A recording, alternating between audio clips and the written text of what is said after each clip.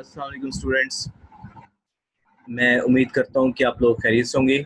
आज जो हमारा टॉपिक है वो है ऑडिट रिस्क। और ऑडिट रिस्क से पहले हम जो है इसके थोड़े से कंपोनेंट्स देख लेते हैं, क्योंकि ऑडिट रिस्क के साथ साथ हम जो है इससे पहले एक बिजनेस रिस्क का भी कॉन्सेप्ट है, वो उसको आपसे डिस्कस करेंगे। इंशाल्लाह आपको समझ आ जाएगी। मैं आपके साथ स्क्रीन शेयर करता हूँ।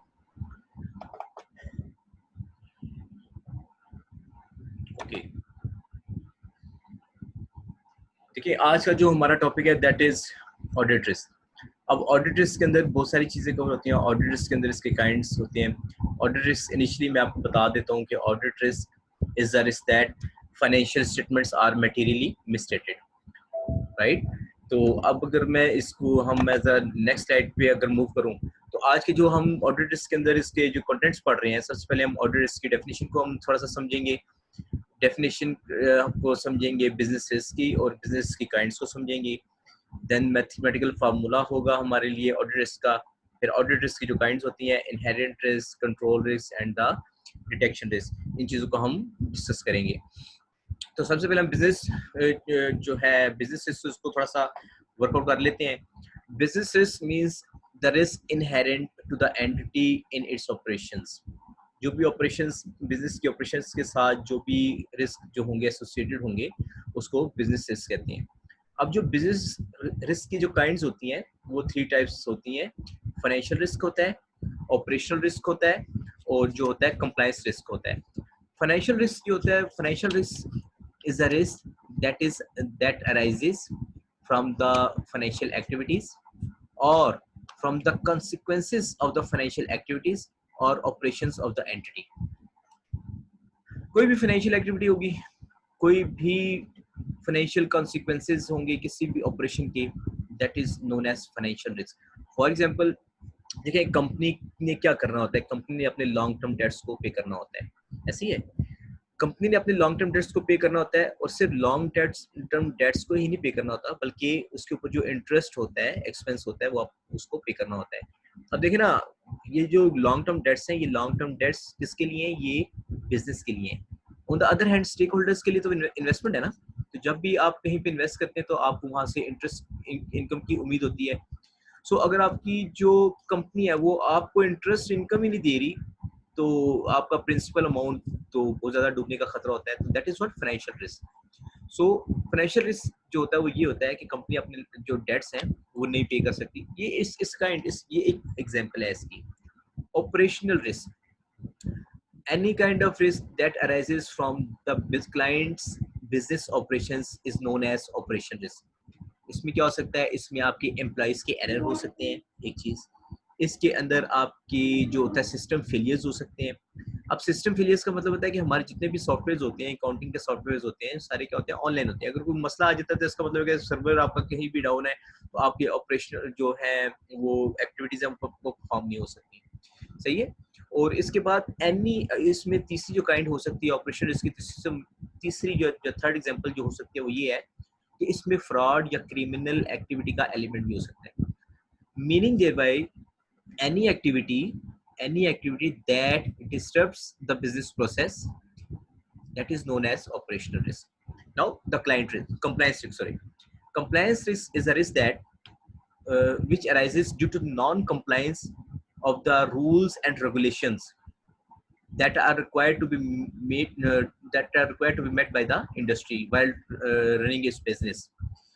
फॉर एग्जाम्पल, किसी भी इंडस्ट्री को रन करने के लिए आपको क्या चाहिए होता है? आपको मे बी कि आपको उसमें एनवायरमेंटल पॉलिसी को जो है अपने फॉलो करना है, और अगर आप उसके साथ कंप्लाइंस नहीं करते तो इसकी मिसाल ये कि आपको लीगल पेनल्टीज जो है वो फेस करनी पड़ सकती है।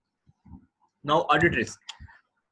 Audit risk, it is represented by the size of risk which the auditor is willing to accept it after the audit process and after expressing his clear opinion about the financial statement। The risk is due to the fact that financial statements may be materially misstated। मैंने सबसे पहले आपको जो first one line definition दी थी audit risk की, वो यही दी थी। Audit risk is the risk that the auditor gives an inappropriate opinion on the financial statements, ठीक है, due to the fact that financial statements may be materially misstated।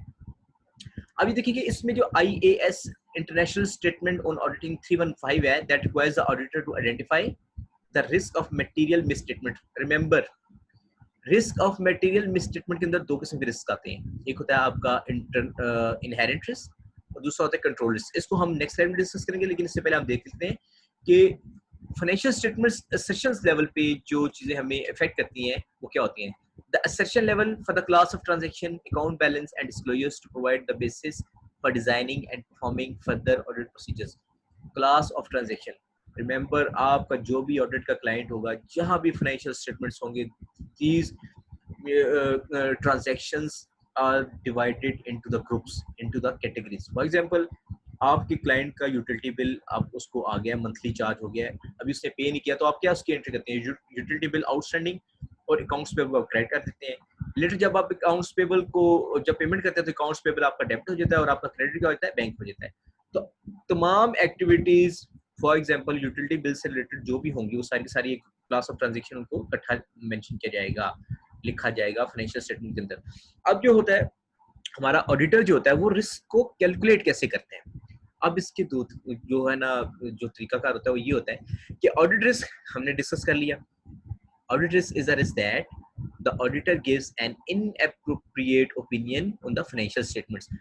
Internal inherent risk into control risk into detection risk is equal to what, audit risk. और याद रखिएगा कि inherent risk and control risk cumulatively they are known as risk of material misstatements. Okay, जो detection risk होता है ये auditor के part पे होता है, मतलब इसमें ऑडिटर को की नेग्लिजेंस भी हो सकती है, लेकिन अगर उसने ऑडिट प्रोसीजर सही तरह से परफॉर्म किए हैं तो वो फिर अपनी नेग्लिजेंसी को डिफेंड कर सकता है, लेकिन इसको हम आगे डिस्कस करेंगे। इनहेरेंट रिस्क और कंट्रोल रिस्क, ये जो हमारी एंटिटी होती है जिसका हम ऑडिट कर रहे होते हैं या जो हमारा क्लाइंट होता है ये उसके पार्ट पे होता है। फाइन, अब हम आगे चलते हैं, इनहेरेंट रिस्क को हम थोड़ा सा डिस्कस कर लेते हैं। Inherent risk is the susceptibility of an account balance or a category of transactions which is containing inaccurate information. Remember, अभी हमने लास्ट टाइम में ये डिस्कस किया कि inherent risk और control risk होता है, ये किसके पार्ट पे होता है, ये क्लाइंट के पार्ट पे होता है। तो inaccurate information, अब ज़ाहिर है ऑडिटर तो नहीं इसको फिल आउट करा ना, inaccuracy जो होगी इन्फॉर्मेशन की होगी वो क्लाइंट की तरफ से होगी। That could be significant individually, materially, individual material, or when are accumulated with inaccurate information in other balances. Either that single amount is material या वो सिंगल अमाउंट्स इस तरह की बहुत सारी जब उनका कम्युलेटिव इफेक्ट लिया जाए तो वो होंगी। याद रखिए inherent is derived from inherited, जो कि आपको इनहेरिटेंस होती है, जो कि बाय डिफॉल्ट आपको रिस्क होगा वो इनहेरिट होता है। अब देखेंगे, मैं इसकी आपको छोटी सी मिसाल देता हूँ कि आप ये देखें कि ये बर्ड्स होते हैं, बर्ड्स जब बर्ड्स के लिए इनहेरिटेंस क्या होगी कि उसने उड़ना ही उड़ना है। जब वो बच्चा है तब तो शायद वो नहीं उड़ सकेगा, लेकिन जैसे ही बर्ड्स बड़े होते हैं उसने उड़ना ही उड़ना है। इनहेरिट, उनको पेरेंट्स की तरफ से ये इनहेरिटेंस होती है। Like risk is inherited from entities own operations. अब इसमें जो अकाउंटेंसी के पॉइंट ऑफ व्यू से हम इसको जो एग्जांपल दे देते हैं वो ये है एरर ऑफ ओमिशन। अब एरर ऑफ ओमिशन अकाउंटेंट ने तो नहीं कमिट किया, अकाउंटेंट ने कमिट किया ना, ऑडिटर ने तो नहीं कमिट किया while preparing the financial statements. तो ये जो है इनहेरेंट रिस्क की काइंड है। इसके बाद हम डिस्कस कर लेते हैं कंट्रोल रिस्क को। Control risk is a risk of material misstatement in the financial statements which are occurring because of the absence or failure, or we can say that due to inefficient internal controls in operations. अब internal control operations जो है वो तो in process में है, इसमें तो कोई शक नहीं है, या तो नहीं है और अगर है तो वो inefficient है और वो जो है ये जो भी मिसस्टेटमेंट हो रही है इसको पकड़ नहीं पा रहे। मैं आपको एक मिसाल देता हूँ, आप एक क्लाइंट से कि मैसर ABC जो है वो हमारा क्लाइंट है, आप उसके ऑडिट पे जाते हैं। अब आपको वहां से आपने देखते हैं कि आपका जो सेल्स लेजर है, सेल्स लेजर है, आप उसके जो भी उसको मेंटेन कर रहा है, आप उसके सेल्स लेजर क्लर्क को बुलाते हैं, आप उससे पूछते हैं कि ये आपकी जो चेक्स आते हैं इसको आप करते क्या हैं, तो वो से कि सेल्स लेजर क्लर्क आपको बताते हैं चूंकि हमें जितने भी चेक्स होते हैं वो बाय डाक आते हैं, थ्रू कुरियर आते हैं, तो दो चेक्स आर हेल्ड और with held by the receptionist, जो भी हमारा रिसेप्शनिस्ट है वो उसको चेक्स को वसूल कर रहा है। आप ऐसा करते हैं कि आप सेल्स के मैनेजर को कहते हैं कि सेल्स क्लर्क के साथ साथ आप ऐसे कहते हैं रिसेप्शनिस्ट को भी बुला लें। जब आप रिसेप्शनिस्ट आपके पास आता है, आप उसको कहते हैं जी आप इन चेक्स के साथ क्या ट्रीटमेंट करते हैं जो आपको अपने डेटर्स की तरफ से आते हैं। तो वो आपको बताता है कि मेरे पास 1 या 2 दिन में जितने भी चेक्स जो होते हैं इकट्ठे होते हैं वो मैं थर्ड डे ऑफ वीक में जाके मैं बैंक में डिपॉजिट करवा देता हूँ। अब मेरी बात सुनिए, उसके बाद आप सेल्स लेजर जो भी आपका मेंटेन कर रहा है क्लर्क, आप उससे पूछते हैं कि क्या कभी ऐसा हुआ है कि आपके चेक अमाउंट में और आपकी वैल्यू जो इनवाइस वैल्यू उसमें कोई फ़र्क हो? कभी ऐसा हुआ है? तो उसमें सेल्स जो लेजर का जो क्लर्क है वो जो मेंटेन कर वो कह रहा है हाँ ऐसा होता है, बट मैं उसके अगेंस्ट क्या करता हूँ, मैं क्रेडिट नोट्स इशू कर देता हूँ और फिर उसकी एडजस्टमेंट हो जाती है। पहली बात ये है कि उस सेल्स लेजर क्लर्क ने जो ये एक्शन लिया है या वो ये एक्टिविटी कर रहा है, उसको किसने ऑथोराइज किया है कि वो ये एक्टिविटी करे? एक बंदा जो है रिसेप्शनिस्ट उसको चेक जो है कर रहा है, चेक रिसीव कर रहा है, डिपॉजिट करवा रहा है 2 या 3 दिन के बाद। सेल्स लेजर क्लर्क जो है उसके पास इतनी अथॉरिटी है कि वो जो इनवाइस की वैल्यूज के अगेंस्ट चेक्स कम अमाउंट के आ रहे हैं उसके अगेंस्ट वो क्रेडिट नोट्स इशू करके वो एडजस्टमेंट कर रहा है जो डिफरेंस अमाउंट है जो कि that has not been received by the clients. तो यहाँ पे जो कंट्रोल प्रोसीजर्स हैं वो बहुत वीक हैं। ऐसा नहीं होना चाहिए। There should be some other people involved कि आपके यहाँ पे सेग्रीगेशन ऑफ ड्यूटीज होनी चाहिए। मेरे ख्याल में मैंने अर्लियर लेक्चर्स में आपको कहा था कि अगर एक वाउचर बना prepared by someone else, checked by someone else, verified by someone else, approved by someone else and then posted by someone else, तो ये 5 लेवल हैं। ये एक ही बंदे को तमाम के तमाम लेवल्स नहीं जो प्रोसेस करने, यहाँ पे डिफरेंट काम होना चाहिए, यहाँ पे सेग्रीगेशन ऑफ ड्यूटीज होनी चाहिए उसके अंदर। सो मीनिंग देयर बाय आपके इंटरनल कंट्रोल्स या तो है ही नहीं या अगर हैं तो वो इनएफिशिएंट है, they can not trace the material misstatements. That is what control risk.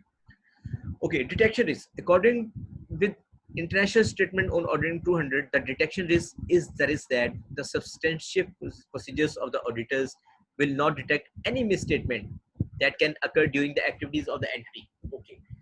Detection risk जो होता है ये ऑडिटर के पार्ट पे होता है कि शायद उसने कोई ऐसा काम किया जिसकी वजह से वो अपने एरर्स को पकड़ नहीं सका। तो वो क्यों होता है? वो इनहेरेंट लिमिटेशंस होती है, वो सैम्पलिंग होती है। फॉर एग्जांपल हमने मटेरियलिटी के लेवल्स को डिस्कस किया था हमारे अगले लेक्चर में। ठीक है, मटेरियलिटी लेवल्स के हमने कैसे कि 10% हमने एक मेंटेन किया कि हम 10% का मतलब है कि आप 100 वाउचर्स में से 10 वाउचर्स को आप क्या करेंगे, आप उसका ऑडिट करेंगे और उनको वाउच करेंगे। तो अब देखें जो फॉर एग्जांपल जो सैंपल मैंने सेलेक्ट किया है या आपने एज ए ऑडिटर सेलेक्ट किया है, अब मे बी कि वो तमाम 10 वाउचर्स ठीक हो, उनमें कोई डेफिशिएंसी ना हो, उनमें कोई फ्रॉड या क्रिमिनल एक्टिविटी ना हो। मे बी कि उससे नेक्स्ट 10 वाउचर्स अगर आप सेलेक्ट करते हैं तो उसके अंदर कोई ना कोई इरेगुलरिटी, कोई इनएफिशिएंसी, कोई क्रिमिनल एक्टिविटी आप उसको गेस कर लेते हैं। सो inherent limitations of audit, due to inherent limitations of audit, detection risk जो होता है वो लाई कर रहा होता है। In all, the purpose of audit test क्या होता है? The purpose of audit test is to allow the auditor to collect sufficient and appropriate. लेकिन sufficiency और appropriateness of audit evidence को हम डिस्कस कर चुके हैं इससे पहले audit programs के अंदर। To be able to conclude with reasonable assurance, ये हमने अगली क्लासेस में डिस्कस किया। मैं इंशाल्लाह इसको किसी और वीडियो लेक्चर में इसको मैं लेके चलूंगा reasonable assurance को, क्योंकि ये बहुत बहुत important जो है ये कंटेंट है।